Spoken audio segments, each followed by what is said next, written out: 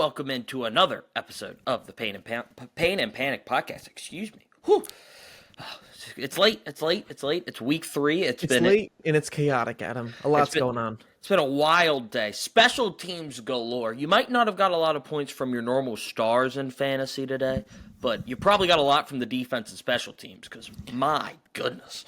Yeah, no, in my league I care about the most, I went up against the Vikings defense, who had 2 touchdowns, so that was fun. And then that trend continued throughout the whole day, and defenses were scoring more than most teams, and I think that's, as you're going to see by the thumbnail, all backup QBs. So we have a lot to talk about. Our game picks are kind of all over the board this week. Yeah. A lot happened. Yeah, I mean, it's been a wild day. I was, trying to think. I remember you guys were, texting in the group. I keep you guys on Do Not Disturb because I'm watching the Jags. A little bit of a delay. I don't want any spoilers, so I put my entire phone on Do Not Disturb while the Jags are playing. And you guys were like, man, these games are kind of boring. And then the witching hour happened, and oh boy, everything heated up real quick. And it became a wild, wild finish. And I was watching the game that was probably the boringest of all of them outside of the blowouts. So, yeah. The Jaguars-Texans game was extremely boring until the end. It had a nice ending, but I feel like a lot of games today, if they didn't have, they were either super boring until the end, like Jets-Bucks, Packers-Browns, Texans-Jags, but then the endings of those were great, Yeah. I mean, it had great endings to a lot of those games, and it carried over into the 4 o'clock hour. Chargers-Broncos was a phenomenal game, man. Who has a losing record in the AFC West? Broncos fan, 1-2.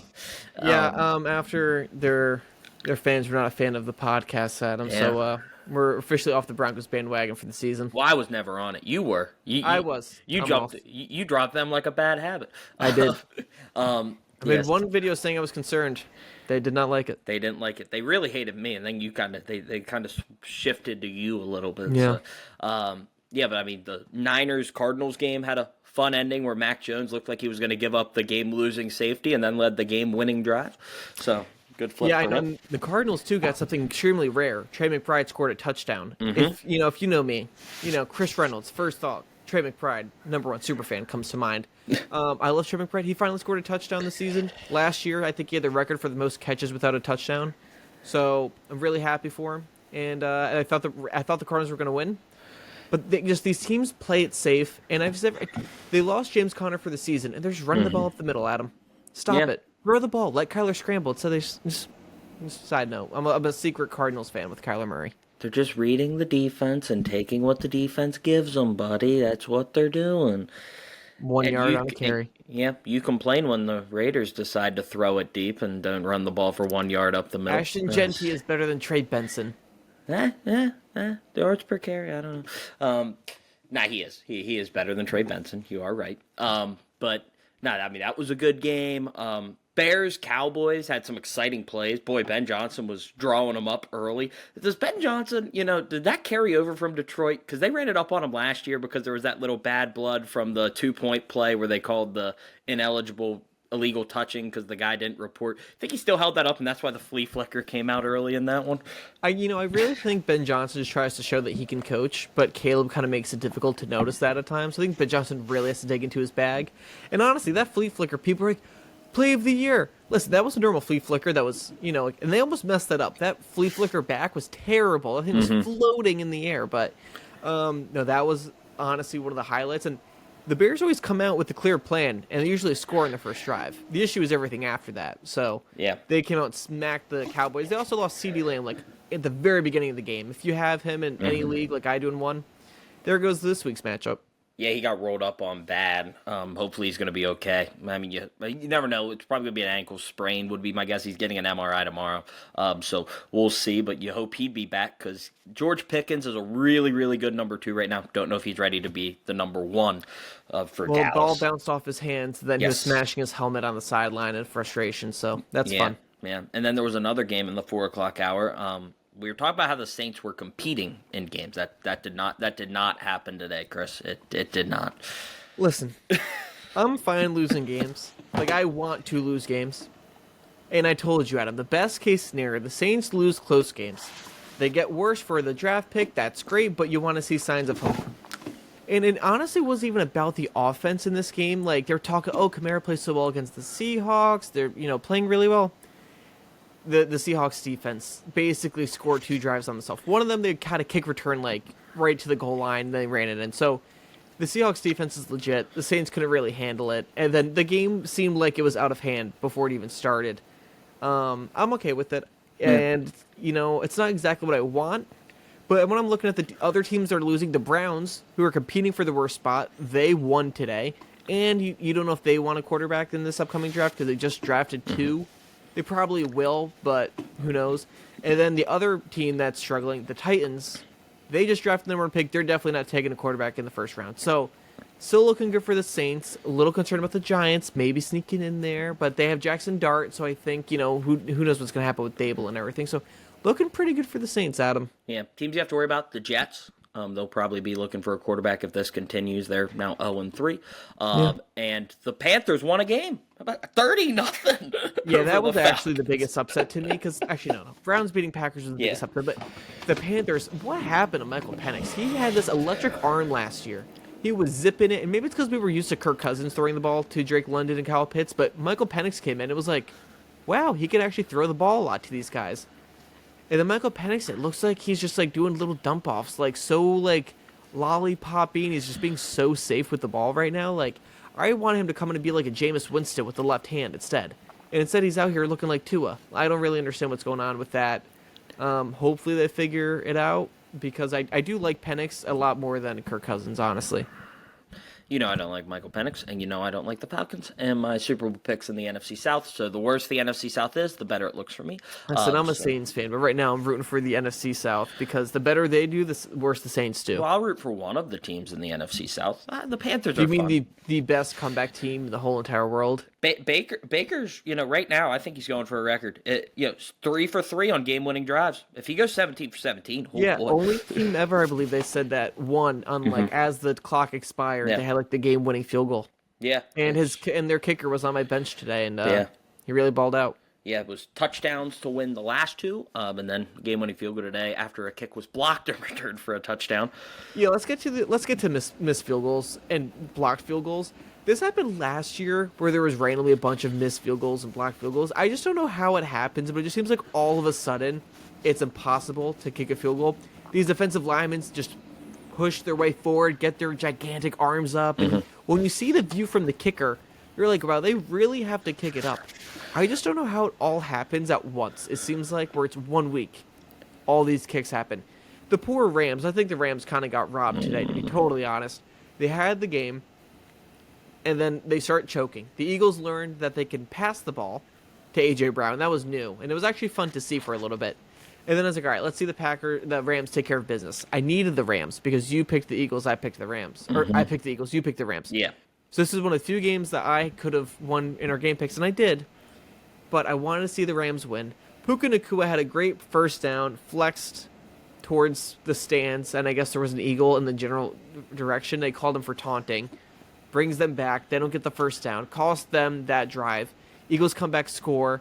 Rams miss the field goal. Then they go down and another field goal gets blocked. So that was the start of it. And then from there, the Packers get a blocked field goal that would have won them the game. The Bucs looked like they were going to win. Then they got blocked. But they ended up winning again. It was kind of crazy. And those 3 games happened like pivotal points. They weren't in the first quarter, second quarter. They were like at the end of games. Yeah. So it was really wild. Yeah, it was absolutely crazy. You're not even talking about the fact that the Rams were my upset pick. I would at least got a point if Jordan Davis would just went down. My goodness, there was no reason to take it back, buddy. Like, you could just went down. You would have won 27-26. All the people that bet Rams plus 3.5 would have been happy. But no, you had to take it all the way back to the crib for a meaningless touchdown. Congrats to him. Fastest ball carrier over 300 pounds in the history of the NFL. Over 18 miles per hour. I think that's since they've been tracking it, to be fair. I don't know if they were tracking they have been tracking it. Well, there's also how many 300-pound players have got chances to run in the open field.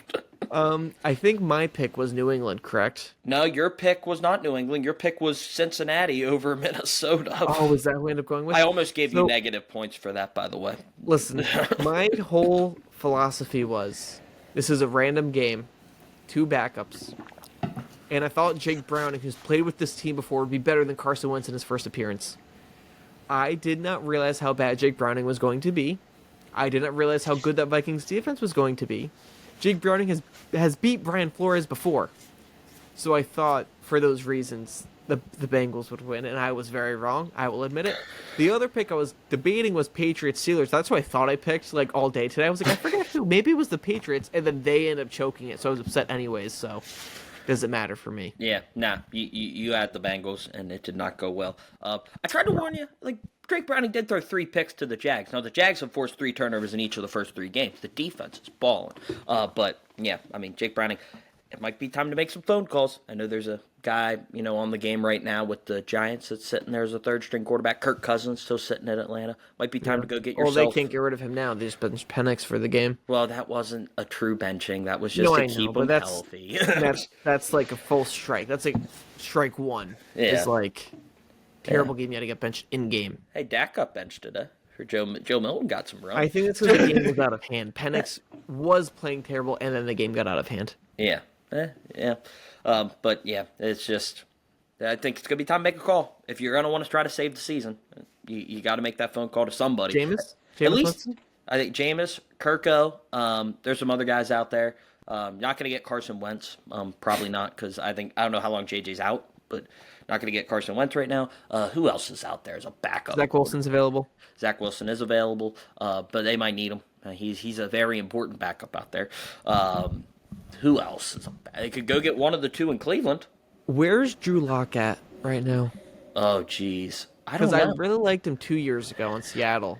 And then last year he did nothing. Yeah, he's an interesting one. Mac Jones. Brock Purdy's probably coming back next week. Anthony Richardson. Change of scenery. I don't know. Because I think, I don't know how much he's making with that number 4 Andy pick. Dalton on the Panthers. Could get Andy Dalton. Bring him back. It'd be good. Sentimental. So, yeah.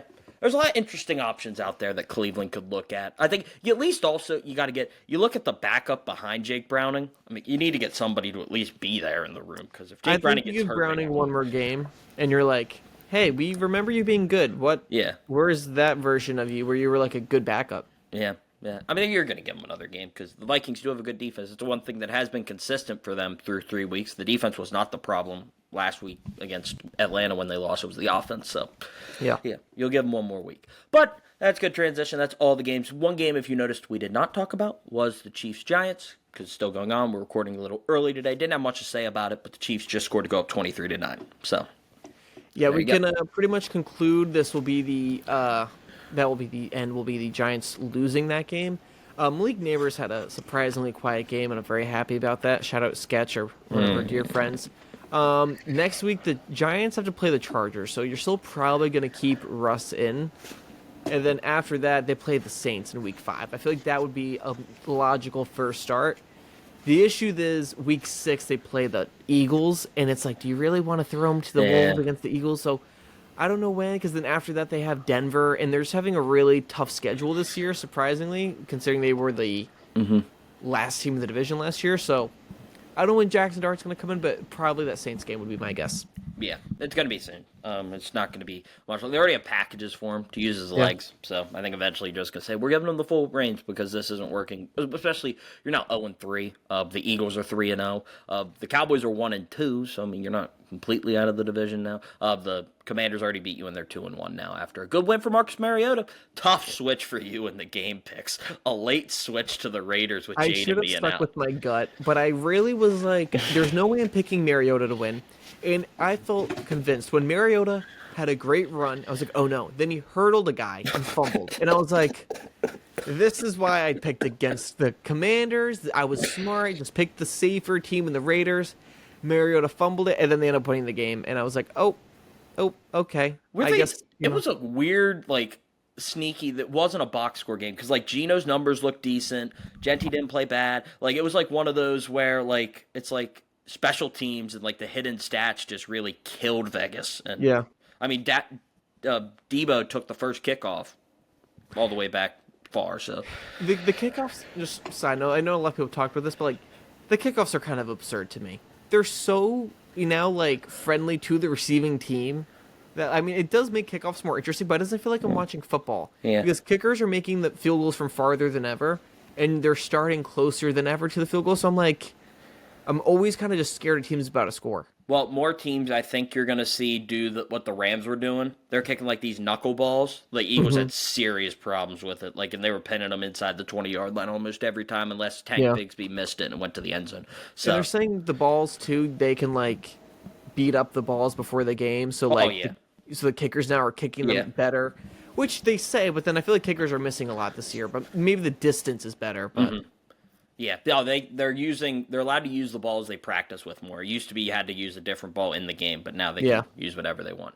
All right, well, that's going to now transition to us into our topic for today. We've done buy or sell, we've done overreactions. Today, through 3 weeks, we will be ranking our top 5 NFL teams. Now, we are doing this we're not projecting. So if there's a team in here you're like they're going to fall off, don't worry. We're not projecting that they're going to be good in November. I have a team on here I definitely don't think is going to be good in November. me But too. yeah, so like we're just doing this as of right now. Who do you think's the top 5 teams who are playing the best at this moment in the season? So Chris, I'm going to let you start. We'll go back and forth. So who is your number 5 team? We'll Oh, go my number 5 to five 1. team. Okay. Yeah, we'll go 5 to 1. Well, I'm going to start this off with a dishonorable mention to the Green Bay Packers. You guys had the number 1 spot easily. You cost me in every single elimination pool challenge thing that there is. I was more confident than ever in the Packers winning, and they could not score twice against the Browns. Ridiculous. Anyways, number 5, best team playing right now.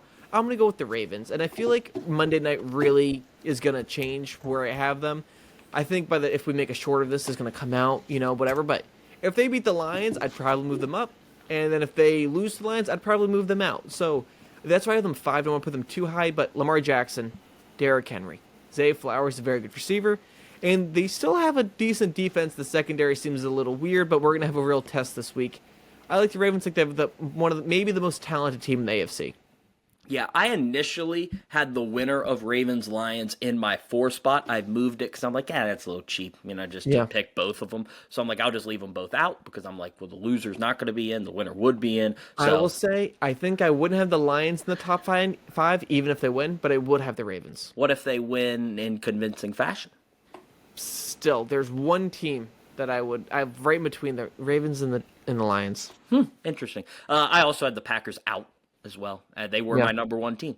Yeah. My number 5 team is Tampa Bay. I got the Bucks at 5. Wow. Um, I did not include them, Adam. I almost didn't, but again, I think they're really, really good. They're worrying me, but it's one of those things where you have to reward a team that if you give the quarterback a ball with the chance to win the game, he's gonna go win the game. And he's 3 for 3 this year. He's been phenomenal. He's been clutch. They have wins. Now the reason they're not higher is because, first of all, the teams they beat have a combined 1 win, and that is who has the 1 win for them. It was the Falcons who beat the Vikings. That's literally the only win of any of their opponents. But I do want to reward them because they're playing with nobody.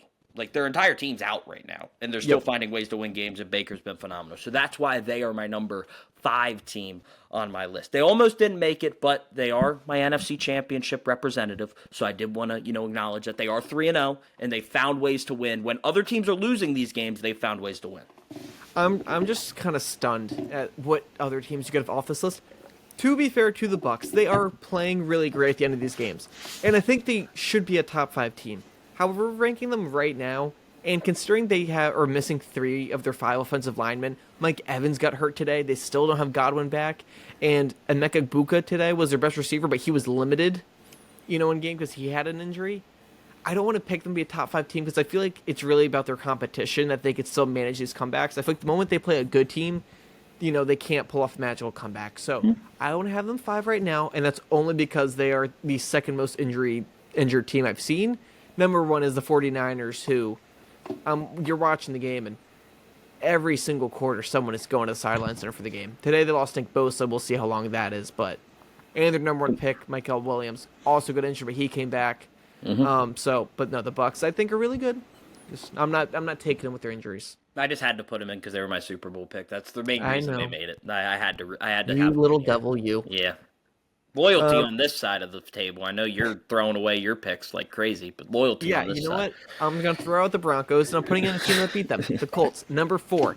Number 4th best team. Listen, Daniel Jones, I think, is just a game managing quarterback. And I think there's three class of QB. Okay, I've told you about this, but there are QBs that win you games, QBs that don't win you games, don't lose you games. They take what they're given, and then there are ones that are so bad they genuinely lose you the game. Daniel Jones, I think, is in the middle. If you surround him with immense amount of talent, Jonathan Taylor, Michael Pittman, Tyler Warren, Alec Pierce, Josh Downs, they literally have like a lot of options, and they have a good defense and a decent O-line. So if you give him those things, I think he can, do with that, he can win some games for you.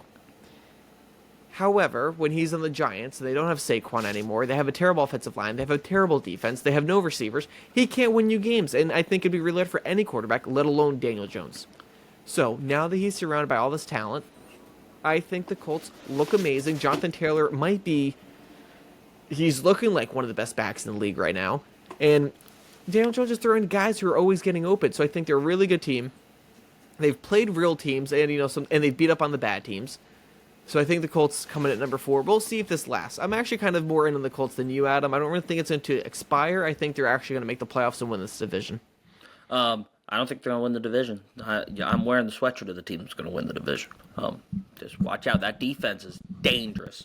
But no, I have them in the exact same spot. I have the Colts at 4 as well. Like I said, I'm still not sold on them. I'm still going to stick with my 2024 Saints prediction with the Colts. I'm not going to say because they won their third game. Well, I think if the Saints would have played the Tennessee Titans in their third game instead of the Eagles, they might have won.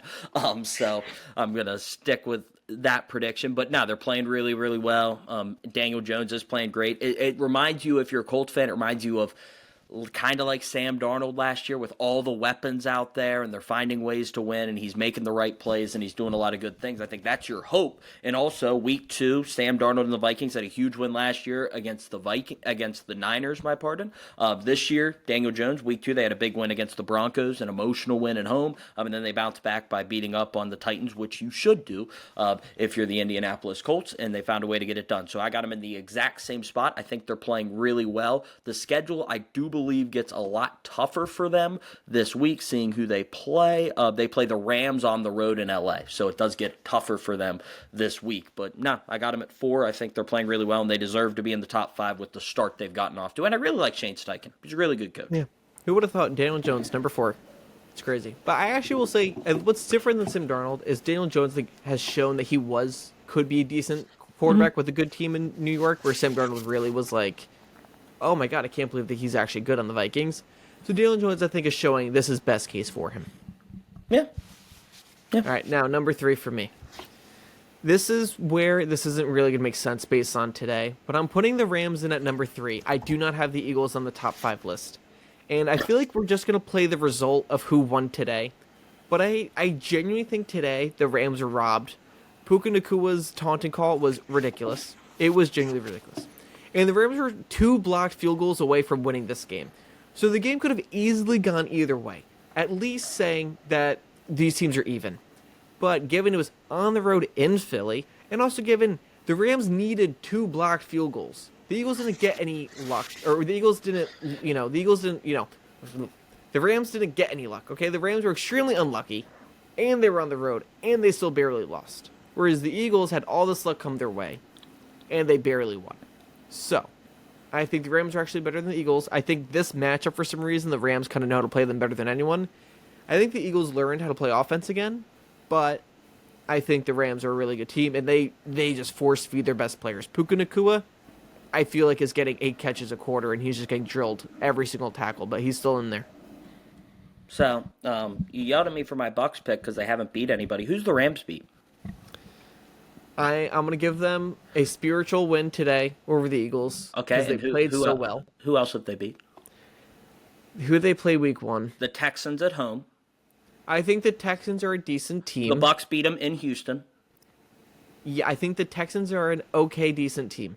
So they get the same. And then the second win was against the Titans. That was an easy one. But the Rams had a middle matchup of the Texans. They beat them. Easy match against the Titans. They win in the hardest competition, the reigning champs, and they should have beat them, honestly, besides 2 crazy plays that are very rare in football. Yeah, but I'm just saying if you're gonna go with the Bucks, who won in Atlanta in a tough division game, Okay, and then won in listen, Houston, which is the same. I'm not criticizing the Bucks schedule. My reasoning was the Bucks' whole team is hurt right now. They have one healthy receiver who I like, Avegbuka, who's injured still, and they have two offensive linemen. Yeah, That's why I picked the Bucks. But I said when healthy, they're a top 5 team. yeah, I did not criticize their yeah. schedule. Rams aren't on my list. I don't have a team with a loss on my list.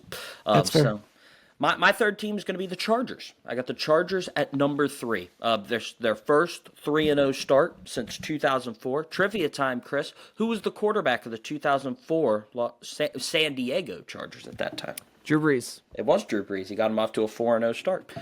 They're 3-0, all 3 wins in the division, which are huge. The worst they can do in the AFC West is 3-3. So they're at a really good spot. Does concern me. Again, I'm not high on the Raiders, so that game last week, they didn't do much. Justin Herbert was playing really well. Today, they had to come from behind against the Broncos to find a way to win. They did that, so credit to them. But I think they're playing really, really good. They're off to a fantastic start, and we'll see if they're going to be able to continue this. They've won in different ways. They've won relying on the defense. Justin Herbert's made some big plays. They've been able to run the ball. They ran the ball really well with Amari Hampton today. Did lose Najee Harris probably for the season today, which is a tough loss for them, especially with the running back depth. It's going to be a lot more Amari and Hampton. The offensive line showed holes today. The Broncos were able to get a lot of pressure on them, so that's something to monitor. But no, I think the Chargers are playing really well, and they sit at my number 3 spot right now. I have them higher than you. We'll get to them for me. I think Najee Harris going down is a big loss when you look at the team, but Omarion Hampton came in with a lot of expectation. Najee Harris missed the whole preseason, so you thought Omarion Hampton would actually get this chance as a rookie, which is kind of rare. So I was all in. Najee Harris came in, looked really good. And Omarion Hampton looked kind of like he was struggling. And Najee Harris was kind of taken over as the lead back. That injury today, terrible for that, and obviously as a human sense, very sad. But once he went out, Omarion Hampton looked like he got rejuvenated this season. Knew that he was going to get the touches, and he played great. And now he actually feel good in their run game again, because I feel like their good rookie running back figured things out. Passing wise, I think they have good receiver depth. Some teams, some people don't like it. Loudon McConkey, I think, is a real number 1. Keenan Allen is rejuvenated back with this team. And Quentin Johnson learned how to catch today. So, this season. Yeah. So they have 3 good receivers, and they have a good running back, and they still have a good offensive line. If they had Slater, I think we'd be even more scared of this offensive line, especially. And Herbert's playing really well, so I would have this team. Adam, you're not going to like where I have them put, but I have them number 1. Okay, we'll see. I mean, I'm not too sold on them. I mean, they needed a game-winning field goal against a team I don't think is going to have a winning record. So that's just. It's an in-division game, and what's hard for the Chargers is they do not have a home field advantage anywhere. Yeah. But when they play in the Super Bowl, maybe that's going to be no. I don't want. I have them top 3 though, and the 2 teams I have behind are very good. No problem with that. I'm saying, but if the Chargers ever make the Super Bowl, it's not going to be weird for them playing in a neutral crowd because that's where they always play. Well, they got to get to their quarterback has never won a playoff game. So, hey, everything's different this year. All right, my number 2 team, Buffalo Bills. I would have them number 1, but 2 things concern me. Number 1 is I don't think their defense, their secondary, I don't think it's that good. They could not stop the Ravens, really, honestly, until the very end of that game, and they honestly seemed to get lucky with a fumble. Week 2, they beat the Jets, and that was a boring game. They just got the lead. Week 3, the Dolphins almost beat them. It was too close against a bad team. And I know that there will be times when teams let up a little bit. And I know you're thinking, well, the Broncos almost beat the Chargers today, but I think the Broncos are actually at least a decent team. I think the Dolphins are terrible. The Dolphins were destroyed by the Colts. The Dolphins honestly looked bad against the Patriots. The Bills were having a tough time, really, in the second half in the first half they scored 14, which is okay, but they let up 14 points to the Dolphins. Second half, kind of the same, and then the Bills kind of pulled away at the very, very end. A little concerning for me, and I think they need some help on defense. So, I think the Chargers' defense is playing really well, so I have the Chargers just ahead of the Bills. But I think the Bills, in the future, have better chances. They have the better quarterback, and they have a lot of talent. Yeah, I think it's fair. The Bills are 2. I still really like them. We'll see where I have them. My number 2 team, Philadelphia. I got the Eagles at number 2. Here's why. They can win in any way. They've proven it so far this year. They won a game where they got off to a really hot start offensively, and the defense closed it out for them. Then they go to Kansas City, which I think might be one of the best wins in the NFL this year, going on the road in Arrowhead, a place not many teams get to win, and going in there and getting the win 20-17. They're up 20-10. They never I believe they might have trailed early in that game, but they were able to handle the game in the second half and find a way to win that game. And then this week they decide we're going to give you a 26-7 lead, LA. Do with it as you please. And what they did with it was hand it right back, and it showed to me, this is why I did not have them at number 2 going into the day, but after today I moved them up to number 2 on the simple fact that when they decide, hey, let's go win the game instead of not lose the game, they're tough to beat. I mean, Jalen Hurts showed he can throw it. They still got Devontae Smith and A.J. Brown. They decided to use them today. Saquon Barkley's going to get it going at some point, especially if they finally let the pass game open up, because you'll have to start to guard that or open it up inside for Saquon Barkley. They just find ways to win games. They have a quarterback who's really, really clutch and finds ways to win games. Had a great drive to lead them on a game-winning drive today. And then they make plays on special teams, 2 blocked field goals today for Philadelphia. I have them at number 2 just because, like I said, going into today, I did not have them there. But after today, seeing what Jalen Hurts was able to do, showing 4 touchdowns for him today, I'm going to put the Eagles at my number 2 spot. I probably should have the Eagles in here. They do deserve to be here after today, and they're 3-0. Here's the problem with them is if they figured something out today offensively, then they definitely deserve to be up here.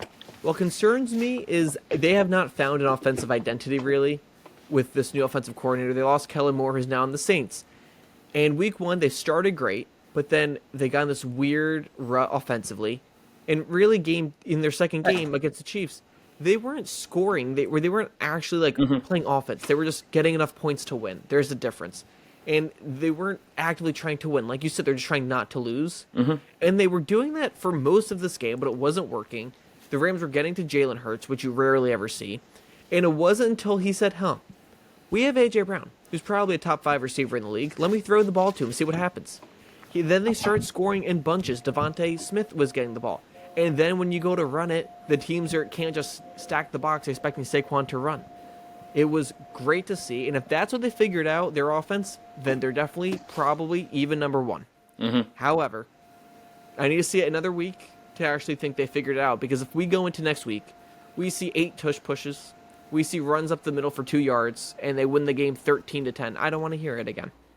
I don't think they'll beat the Bucs 13-10. Just I don't think they beat the Bucs 13. No, it depends what Bucs team. If it's the JV Bucs, they might be able to beat them 13-10. I don't know who's going to play for the Bucs next week. It might really be Chris Godwin's expected to be back next week, so that's. But he's coming off news. A major injury in his first game, so it might be a limited Chris Godwin. Igbukah, who was limited today. Sterling Shepard might be their healthiest receiver.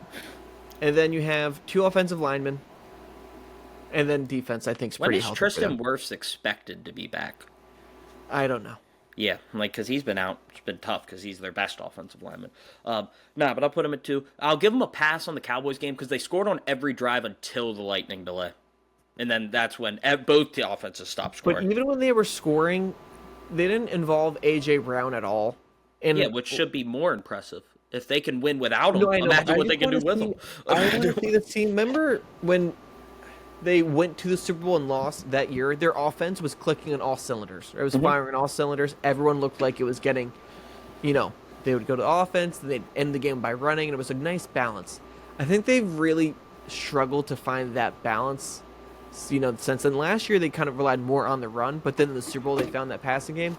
This year I think they're still figuring things out compared to, I think, these other teams who, I think, when things get tough for Philly, Jalen Hurts, I don't really think pulls him out of it. I think it's, Saquon or a nice A.J. Brown play does, whereas if the Ravens are struggling, I'm expecting Lamar to break out a crazy run, or Josh Allen. Well, today Jalen broke them out of it. I mean, they were down by double digits, and he came back and had 3 passing touchdowns in the second half. There's just a difference in my mind, because I think we talked about the best QBs, and maybe we'll do some tier list or something, but it's Lamar and Josh Allen, and you could maybe still put Mahomes up there if you want. Yes, you're still putting them up there. You should. And then Joe Burrow when healthy. And then there's a tier, then that's the end of that tier. And Jalen Hurts is the next tier down of guys. Mm-hmm. Yeah. It's just 5, when you don't have one of those top guys, it's really hard for me to be like, I like the team more. when they're not as, it's just a different way you feel about the team when the face is not as good as the Bills, for example. Yeah, that's what they said about Tom Brady for years too, and then he just I kept don't really doing it. think people were saying that after In 2001, 2002, 2003, and I don't 2004. think Tom Brady was that good. In those years, he wasn't Tom Brady yet. Yeah, But when but you he was got to growing into it, and then when you bang, got to the 2007 2010s, happens. I think people were like, Well, that guy. 2007, he had one of the best passing seasons ever, and they went undefeated. Okay. So The late zeros and then the early 2010s, like in the second revival of the Patriots dynasty. no, I trust Jalen because also the year they didn't win, like they had the whole supernatural funk thing. He was actually throwing like crazy. Like the No, offense was that's not the problem. that's the type Like, of stuff I wanted to see. I thought Jalen was the second best quarterback at the time. Mm-hmm. They just, it's not his fault, but when they don't give him the opportunity to score those points like that anymore, it's hard to justify him being, the second or third best quarterback in the NFL when he doesn't get those chances. well, I have him at fifth. I don't have him at second or third. I have No, him I at know, but there's fifth. people who are like, all right, he just won Super Bowl Finals MVP. Yeah. The team is always good. They always have a great regular season. He has more rushing touchdowns than anyone. Yet every time he goes back to throw the ball, no one feels as good as they do about it compared to these other top guys. There's a Yeah. clear gap between him and them. Yeah, I think as a passer, but as a winner, go out and win a game. I trust him because every time he's been in the Super Bowl, he's been great. So been there twice and he's played great both times. The He first threw- time he honestly played great besides the one fumble, but that Yeah. one fumble did kind of threw for swing the three. game. He did exactly what you asked him to do. He threw for like 300 yards in that game. I know. And the stuff where it says one fumble swung the game, the Chiefs got back in it. Yeah, and then the holding call, of course, by Bradbury. I don't have a problem with that. That was It was a actually hold. not No, bad. it was a Yeah. hold. But no, like they had that. So but like lose 38-35. It's hard to blame it all on the quarterback. We should So- have like on file for every team if they ever complain about a call. We should have like on file it automatically plays them like a video of their team every getting team a call. has a call. So every team Except has. for the Saints, they haven't gotten one. They have one. We just aren't thinking of it. They definitely have one in the history of Saints football. Not one that was as big as the NFC Championship. Well, no, not one as big in the NFC Championship, but they probably would have lost in the Super Bowl anyway. But anyway, you said you had the Chargers at 1. Do you have anything more you want to say outside of what you said when I put them at 3? Or No, yeah, I think the receivers are good and a lot better than Yeah. last year, and I think their run game is going to be fine with Marion Hampton. Yeah, That's all. I think there's an argument for them to be 1. For me, 1, I have Buffalo. I have the Bills at 1. For the simple fact of I think that win against the Ravens is huge. They dominated the Jets the way they were supposed to, and then on a short week in a division game, kind of sleptwalked through it. They moved the ball like crazy in the first half. Was 1 sack and a missed field goal allowed the Dolphins to then drive down the field. Just like little things there that allowed the Dolphins to kind of hang in. But I mean, the Dolphins had that drive at the end, but then Tua threw the pick. They find ways to win these games. They have Josh Allen, who's playing unbelievable, might be playing the best quarterback in the NFL at this moment. I think it's fair to call him that. So I think when you add all that up, James Cook's playing really well to start the season as well. Very well. Yeah. So I just think that's right. There are concerns on the defensive side slightly, and they're going to have to figure that out. But, the Bills are definitely going to be one of those teams that makes a move for a veteran defensive player that's going to help them towards the end of the year. But, yeah, I have the Bills at 1 currently, and a lot of it does reside on the fact that Josh Allen and that offense are just humming to start the year. 30 points in every game. Yeah, that is true. My hiccup with putting the Bills 1 is like every time they're on offense, like if Josh Allen is throwing the ball, there's no one for me to get excited to who they could be throwing the ball to. It's not like the Eagles, where if he throws the ball, I'm like, all right, I'm excited for either A.J. Brown or Devontae Smith, and even Goddard, I think, is pretty good. And Or Jahan Saquon, Dotson. if he catches. And Jahan Dotson. I get excited And for Jahan Dotson, but he's, you know what I mean, talent-wise, he's not like those others. For the Bills, I'm like, okay, Khalil Shakir, Keon Coleman, Dalton Kincaid.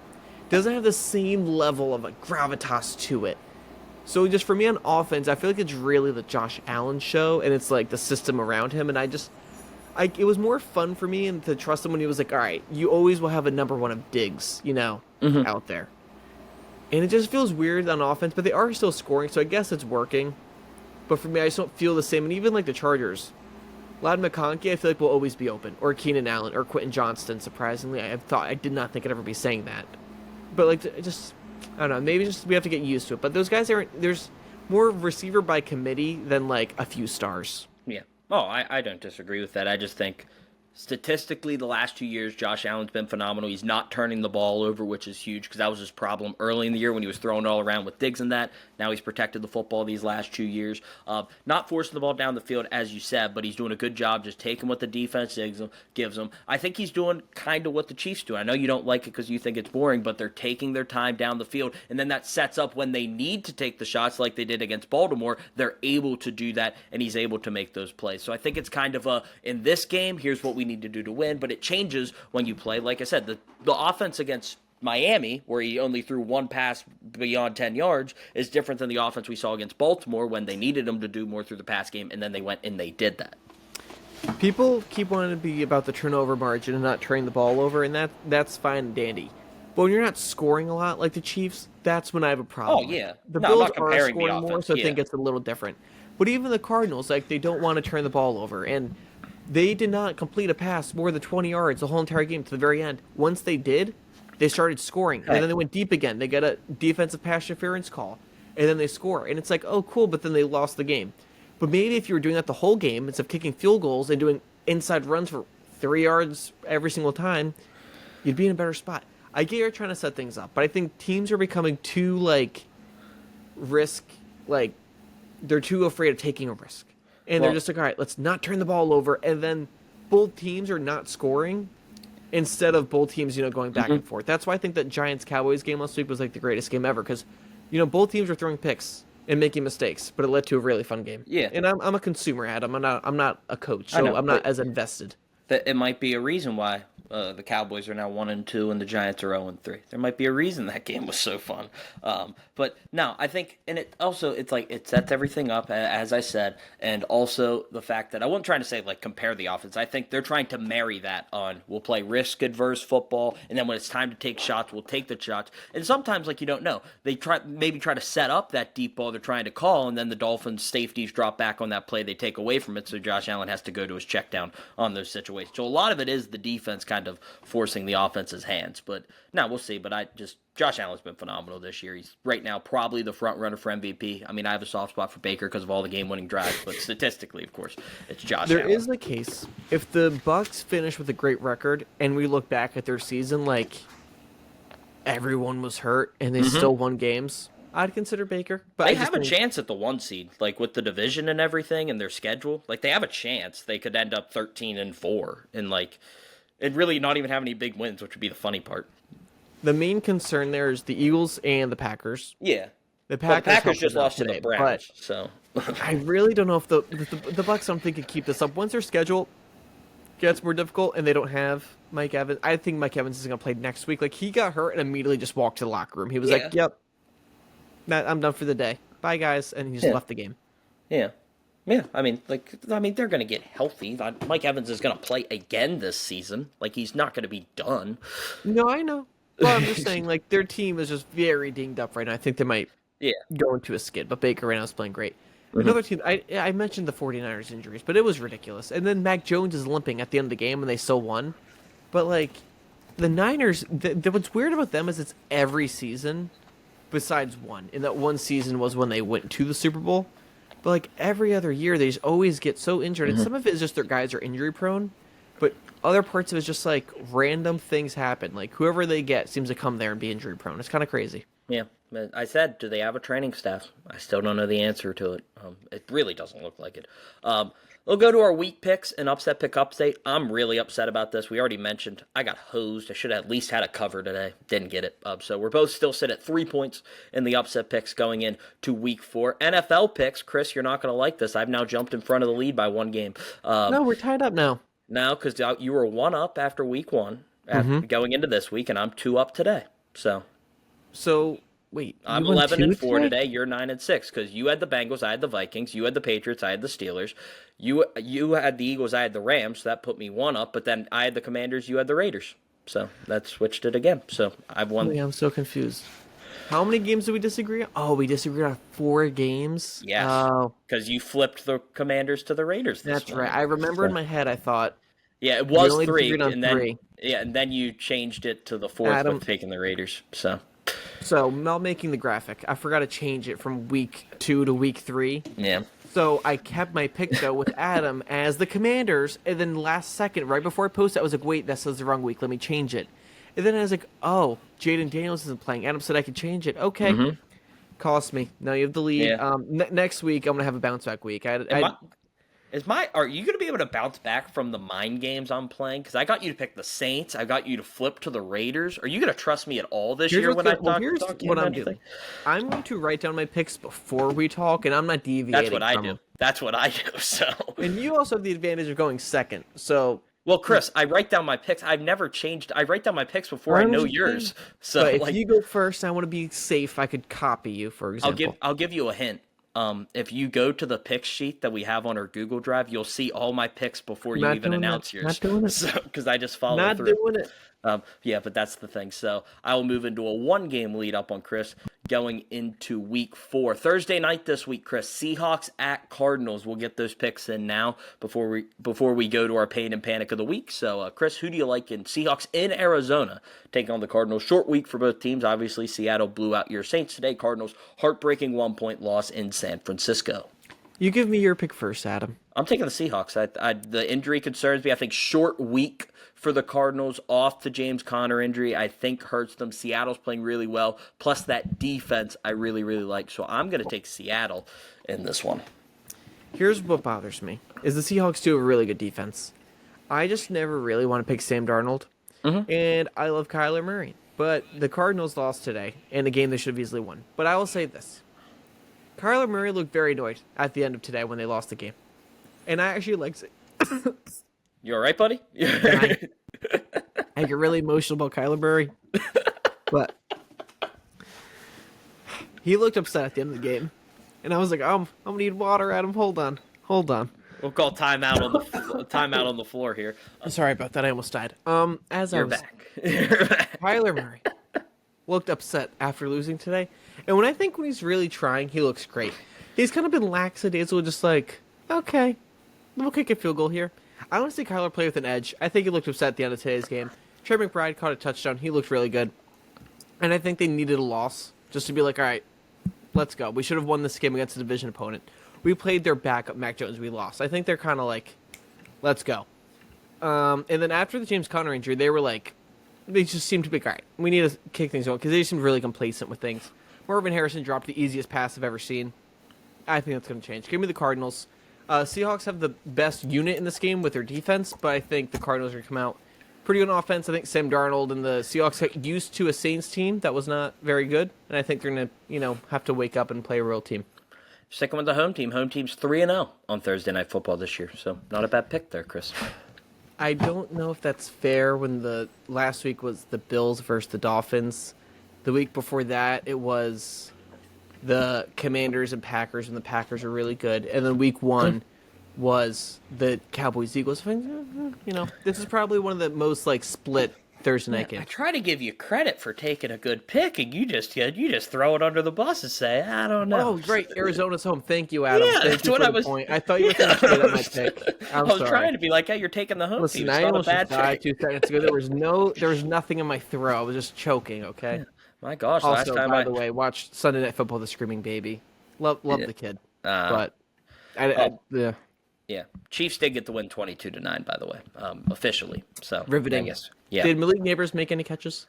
He did have one early. I don't know if he had any more. I was just kind of skimming over at the score as we were recording here. I'll investigate. Don't worry. Yeah. But now we'll go to our pain and panic of the week. Chris, we'll start with our pain. Would you like me to go first? Because I have 2, so I'm torn. So if you steal one, it doesn't really matter to me. So. You go first. All right. So I've been torn. There's 2 teams, and I think I'm going to go with the funnier one. The one team I was thinking about was the Rams, because just a heartbreaking loss on the road. But they'll bounce back. The Rams will bounce back. The team I'm going to go with is the New York Jets. This one was tough. It's not that they lost. I mean, I didn't expect them to beat the Bucs, but the way it happened, for them to claw their way back, have the blocked kick return for a touchdown to go up 27-26. Aaron Glenn is dancing on the sidelines with 2 minutes left. He's feeling good. And then for Baker to go out with a lot of the backup receivers, the backup offensive line, just drive you right down the field, find Emeka Egbuka, find Sterling Shepard, get him down into field goal range of Chase McLaughlin to knock through the game winner just to win the game anyway. It was just a heartbreaking way for the Jets to lose 29-27. Hard to bounce back for them. I'm trying to think. I think Aaron Glenn now is the only rookie head coach without a win currently in the NFL. No, Kellen Moore doesn't have one either. So there are 2 of them. But yeah, because Ben Johnson got his first win. That's what I was thinking about. But yeah, so it's just a really tough way. Just because, like, if they would just lost with Tyrod Taylor out there, it's kind of like it was a tough game for them to win anyway. They have a very winnable game coming up on Monday night. But, yeah, it's just a really tough way to go. So I think Jets fans who were trying to get out of the era, the Robert Saleh, Adam Gase, kind of the overarching, problems the teams have, they found another way to rip their hearts out and lose a game that I think most of them thought they were going to lose anyway. Yeah, that's very fair. I think the Rams was probably worse because they blew the lead and the field goal. Yeah. But my pain, I think it's going to be the Packers because you're not going to panic about the Packers. Like, obviously, they're going to be fine. They're probably going to win the division still. And at least, if not, they're going to make the wild card. And next week, I'm sure they're going to be motivated to come out and kick some butt. However, you now have to fight for the 1 seed. You have to fight for the division. And you lost an embarrassing game. This is the biggest upset probably all season. I think the Packers were the hottest team in the NFL, playing probably the coldest, and they lost. So that's just embarrassing. You had an easy win, and it's just frustrating. Like, how do you lose? Like, it's just really baffling how that all happens. I think that's a bigger pain. Not a panic, but just, like, one time, like, that's embarrassing. Like, you're going to walk around being like, I don't understand how we lost. Yeah, I agree. Yeah, that was a tough one, especially because they were talking about going like 17-0 earlier this week, and they played horrible. And how are you not ready to play when you had the extra rest? You played on Thursday last week. I know. Like it's I know, Adam. It's a tough one to make sense. But like you said, they're going to be motivated next week, even if they would have won today, because it's Micah's return to Dallas, so he's at least going to be fired up. So we'll see how that goes. But now we're going to go to our panic button here, quick, Chris. You can go first on this one. What team, player, what are you hitting the panic button on this week?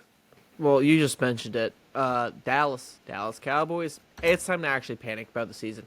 There was hope after week 2. All right, you beat the Giants. That's a division opponent.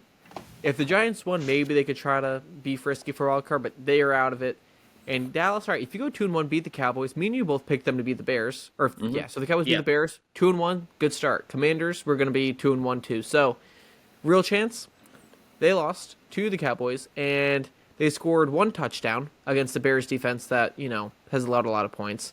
And their defense can't stop anything. And when Caleb Williams and Ben Johnson are blending together, and you make that happen because your defense is that bad, they finally found chemistry together, that's, your defense is terrible. They did not pressure Caleb at all, probably because they traded away Micah Parsons. So I think they're going to be in panic for the actual season. I think it might be, they gave you hope in week 2 with how good their offense could be, but CeeDee Lamb goes down. That's a panic. And then your defense is so bad that the Bears seem happy, and then 1-2. So that's a panic for me. Yep, couldn't agree more. Things were trending so well for them, after the Eagles game, after the way the Giants game ended with them able to steal that win, like things were looking really good, but that defense looked horrible. Bears probably were taking it personally. Matt Eberflus, of course, the defensive coordinator for the Cowboys. I'm sure a lot of guys, they said it was not a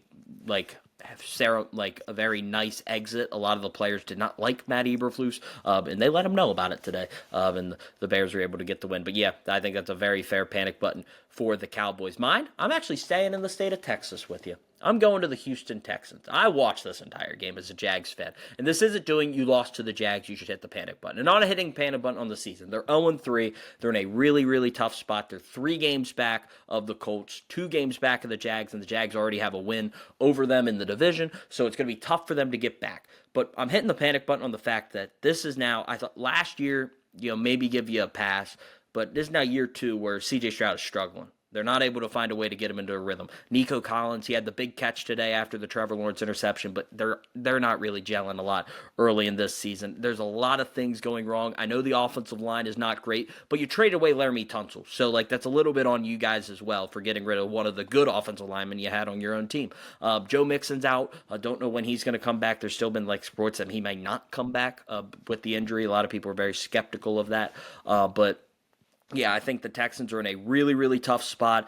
D'Amico Ryans has to find a way to get them back on track because this offense now, I mean, you're talking about going all the way back to that playoff game against Joe Flacco and the Browns the last time we truly saw this Houston Texans offense humming. So, yeah, I'm just definitely hitting the panic button on where the Texans organization is at because you have a young quarterback who you're going to have to decide if you're going to pay or not. And the last 2 years, you've had maybe some concerns about C.J. Stroud that you weren't hoping to have. Yeah, I think, the main thing for me is their offensive line and then CJ. He hasn't looked great, and I think that's probably because of that. And as you said, you're 0-3 and the Colts are 3-0. That's a huge problem. And the Jaguars are a game ahead of you. So there's two real good teams in your division that are ahead of you.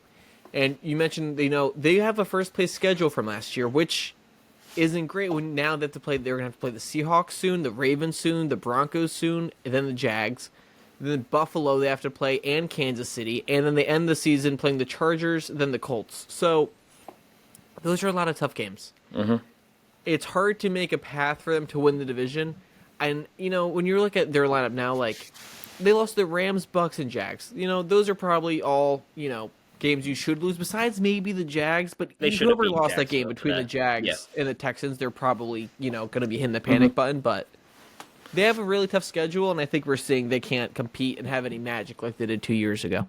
Yeah, they should have won today. I watched the game. I'm a Jags fan, so, of course I was rooting for Jacksonville. Jacksonville did not play winning football offensively today. So many drops. I almost flew to Duval to try to go and take my luck catching the football because I would at least want to cross the middle and laid out.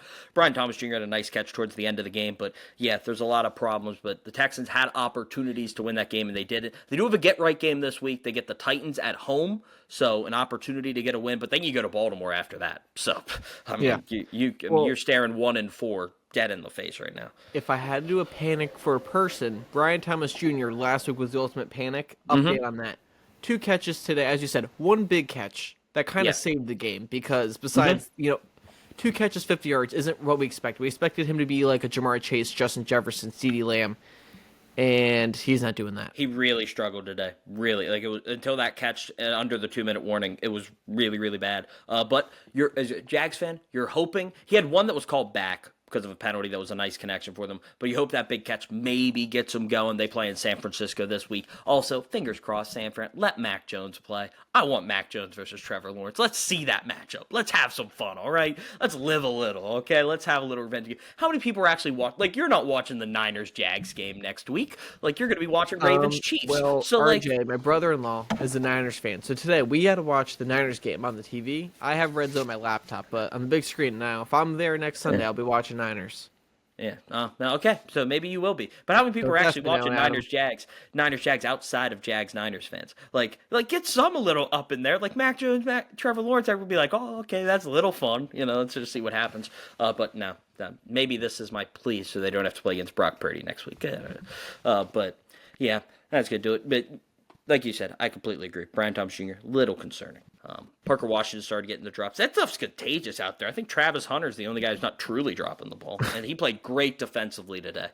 Really good on defense. So that was nice to see. They actually lined him up against Nico Collins. It was nice to see him do that. Let him play a little bit. But the Jags moved to 2-1. So I am very happy right now, even though they shouldn't have won today. But that's going to do it here for this episode. This week, we have a special episode coming out on Wednesday. We're doing a Ryder Cup preview. Amanda Vogt, huge golf fan, golf aficionado, will be joining us to discuss all things Ryder Cup as it starts this week, Friday, 7:10 a.m., early start for the Ryder Cup, and it's going to be a lot of fun between the U.S. and Europe. Adam, in under 30 seconds, please explain the Ryder Cup to people. So the Ryder Cup is the United States versus Europe. As I said, they do 3 days, 3 different formats. They have better ball, alternate shot, and then they also have single match play. There's teams of 12, 6 automatic qualifiers, and then 6 captains picks. The captain is Keegan Bradley for the U.S., Captain Keegan. we trust. Should have played, but he decided not to. I'll get into more of that on Wednesday. But yeah, so it's a big event, huge golf event. The players love it because it's match play. They don't get a lot of chance to play match 30 play seconds golf. have passed, Adam. I know. It's hard. There's a lot going on in the I Ryder know. Cup. We'll see what golf USA versus Europe. Yeah, but that people would have no idea what type of golf, Like, they'd just be like, what? How do you do team event in golf? Unless you're watching Live. They don't even know. Bryson DeChambeau's playing for Team USA, though. There's a Live guy. Let's go Tiger Woods. Well, Tiger's not playing. And he denied his captainship, so that's why Tiger was actually horrible in the Ryder Cup, but we'll get to that. I mean, he was really, really bad in team events. I think his aura was too big for the team. The chemistry didn't work. I'll create a list of casual fan questions for you and Amanda.